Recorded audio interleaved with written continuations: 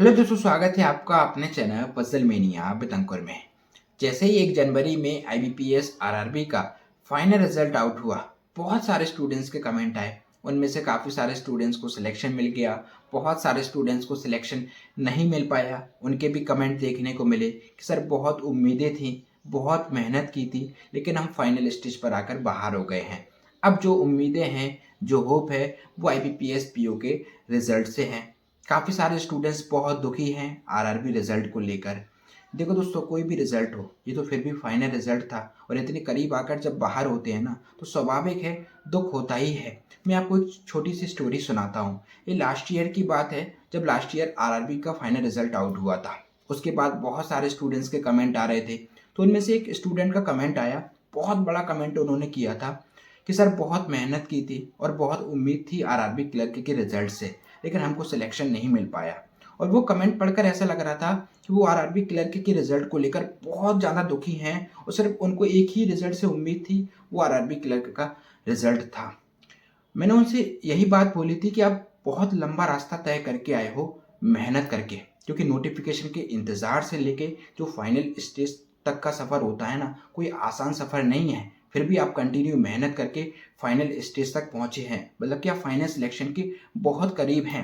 अब यहाँ से आप आरआरबी के रिजल्ट के दुख को लेकर कंटिन्यू करेंगे ना, तो वो आरआरबी का जो रिजल्ट है वो तो चेंज नहीं होगा, लेकिन जो आने वाले रिजल्ट हैं उस पर इम्पैक्ट जरूर पड़ जाएगा। क्योंकि वो तो एग्ज़ाम है नहीं कि जो साल में एक बार मिलना है। अगर साल में कोई एक एग्ज़ाम होता है और उसमें नहीं हो सिलेक्शन, तो दुख दुख ज़्यादा होता है कि अब 1 साल का वेट करना पड़ेगा। ये बैंकिंग एग्ज़ाम्स हैं, इनमें हर 2-3 महीने में कोई ना कोई रिजल्ट आता है और आरआरबी के रिजल्ट के बाद अगले 2-3 महीनों में 3-4 रिजल्ट आने बाकी होते हैं। तो मैंने उनसे यही बोला था कि अब यहाँ से आपको डिसाइड करना है कि जो आरआरबी का दुख है उसको कंटिन्यू रखना है, जो आप मेहनत करके फाइनल स्टेज तक पहुंचे हैं इसको कंटिन्यू रखना है।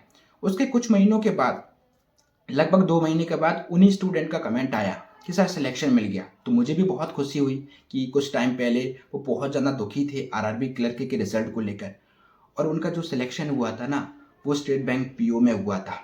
तो वो उस दुख को कंटिन्यू ना करके जो मेहनत उन्होंने की थी ना आरआरबी के टाइम पे, उसको वो कंटिन्यू रखा और फाइनली वो सिलेक्शन स्टेट बैंक पीओ में ले गए हैं।